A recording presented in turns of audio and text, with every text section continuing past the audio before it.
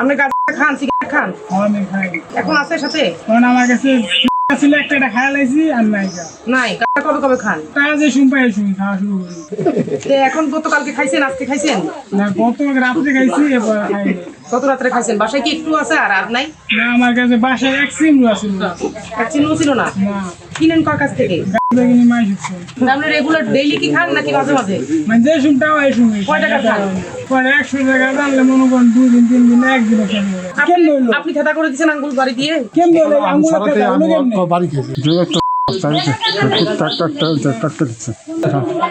কথা কোথায় যে টুকার আগে শিখ করতে তো অন্যায় দেখে নাম আছে তোর এই যে এই অন্যায়টা এই অন্যায় লেগে আমরা তোরা জিজ্ঞাসা করতেছি দেখা শুনেন, টাকা থাকে না, টাকা চায়, টাকা না দিলে মার করে আর অনেক সমস্যা করে, কোনো কথা কইতে পারি না, কথা কইলেই বাবা লিস্ট থেকে রুগী 2 টাকা রুজি করতে পারে না, কোনো ইনকাম সোর্স নেই, কিন্তু বাবা মারে মারার জন্য মারে। আর আমার এলাকাটা এমন একটা অবস্থা আছে, নৈরা থানা সবচেয়ে মনে হয় আখড়াটাই নৈরাত এই লুংসিনে। তা আমি আপনাদের মাধ্যমে প্রশাসনের দৃষ্টি আকর্ষণ করতেছি, অন্তপক্ষে লুংসিনে টাতে বন্ধ করা হয়। আর এই ফারুকের যেন শাস্তি দেওয়া হয়, তা তোর বাবা মার সাথে ভবিষ্যতে এই ধরনের কাজ না করে। পুলিশ টিম এসেছে, তারপরে এসে তারা যেটা দেখলাম যে তাকে আমরা মোটামুটি আটক করে রেখেছি এতক্ষণ। তারপরে ঘটনাস্থলে এসে আমি দেখলাম তার কাছে গাঁজাও পাওয়া গেছে।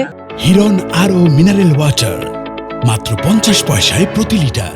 এবং আরেকটি যেটি বিষয় সেটি হচ্ছে সে দীর্ঘদিন ধরে সে বিষয়ে নিজ মুখে স্বীকার করছে একটা বিষয়। এবং সবচেয়ে বড় যে ঘটনাটার কারণে আজকে আমরা এখানে আসলাম সেটা হচ্ছে সে সেবন করার জন্য রেগুলার বাড়িতে বাবা মার কাছ থেকে চাপ দিয়ে অর্থ নিয়ে থাকে। সে যদিও একটা কাজ করে ঢাকায়, কিন্তু ঢাকায় কাজে করতে গিয়ে টাকা পয়সা সেখানেও সে খুইয়ে আসে এবং এখানে আসলেও সে টাকা পয়সার জন্য বাড়িতে চাপ দেয়, না পেলে বাবা মাকে করে। বাবা মার একটা মাত্রই ছেলে, সে বাবা মা নেহাত বাধ্য হয়ে তারা বলছেন যে তাকে ছেলেকে আপনার শুধরানোর জন্য প্রয়োজনে জেলেও দেন, এরকম কান্নাকাটি করছে তার বাড়ির লোক। তো এবং ওই ছেলেটি স্বীকারও করছে যে দীর্ঘদিন ধরে সে মাথা খায় এবং না পেলে আসলে তার মাথা ঠিক থাকে না। বাবা মাকে প্রচুর মারাত্মকভাবে করেছে, মার গলায় ধরেছে, এরকম কিছু ঘটনা আমরা দেখলাম মাত্র। এবং আশপাশে অনেক প্রতিবেশীর সাক্ষ্য দিয়েছে এখানে যে দীর্ঘদিন ধরে তাকে শুধরানোর অনেক চেষ্টা করেছে তারা। প্রায় 7-8 বছর ধরে সে মূলত এই কাজগুলোর সাথে জড়িত।